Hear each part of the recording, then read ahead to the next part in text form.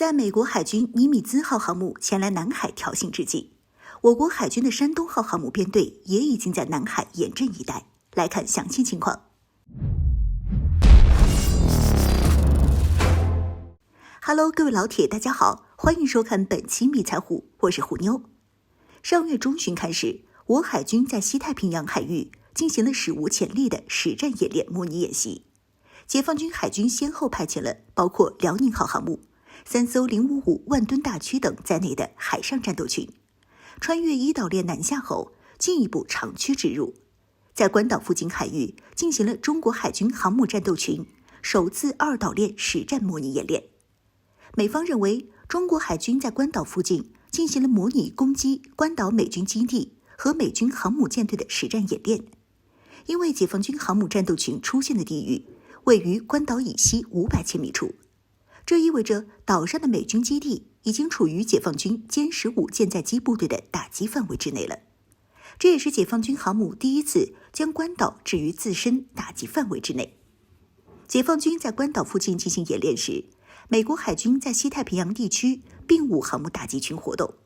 里根号航母打击群刚回横须贺进行休整，美利坚号2栖舰也是如此。因此，亚太地区出现了少有没有美国航母打击群存在的真空期。因此，美军为了加强亚太地区的军事存在，辽宁号航母编队在关岛举行演练之前，美军就派遣了尼米兹号航母打击群火速向亚太航行。而在12月末，辽宁号航母打击群完成训练任务，开始朝伊岛链内返航。因此，当时尼米兹和辽宁号并没有在关岛附近有近距离接触的机会，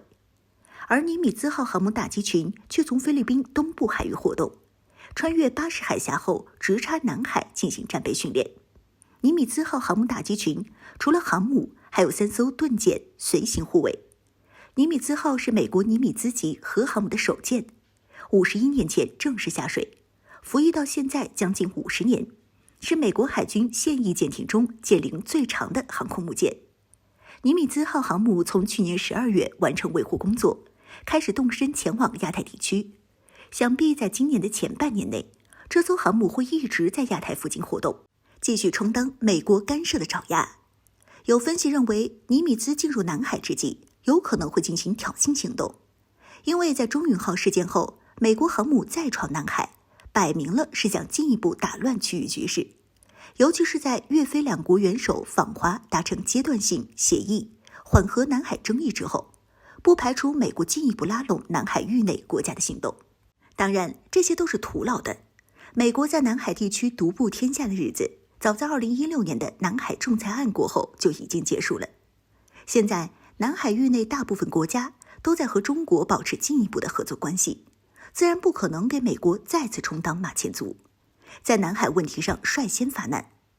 此外，根据美方的报告，解放军已经组织了大批的海空兵力，密切监视尼米兹号打击群的一举一动。至少有2艘中国海军的舰艇实时尾随监视美航母舰队。在南海，除了美军尼米兹号航母，山东号航母打击群早就在此地严阵以待了。按照央视官媒的报道，山东号舰队在南海进行了高强度的实战对抗演练，并且在夜晚进行大规模的起降演训。山东舰正在南海基于实战对抗的方式展开布阵，此举标志着山东航母编队体系作战能力进一步跃升。山东号搭载了36架歼15舰载机，这是山东号上主要的打击力量。而美国的尼米兹号航母拥有70架以上的舰载机，其中包括48架 F-18 舰载战斗机、5架 EA-18G 电子战机、4架 E-2预警机，其航空兵力量要远强于山东号。但是山东号背后有解放军的空机、陆基等反航母作战力量。如果尼米兹要和山东号航母过招，正好我军可以利用此次机会进行实战教学，拿美国航母打击群当靶子，锤炼作战本领。可以说，现在我军的现役航母基本全部具备了作战能力，除了辽宁舰，就是刚刚具备完善战力的山东舰。中国海军拥有2艘可以随时投入战斗的航母，福建号也已经进入西装状态，2024年大概率可能会正式入役海军。届时，解放军手头上可用的航母会更多，能够在台海、南海甚至是印度洋同时部署，其舰载航空兵力量将压倒美第7舰队。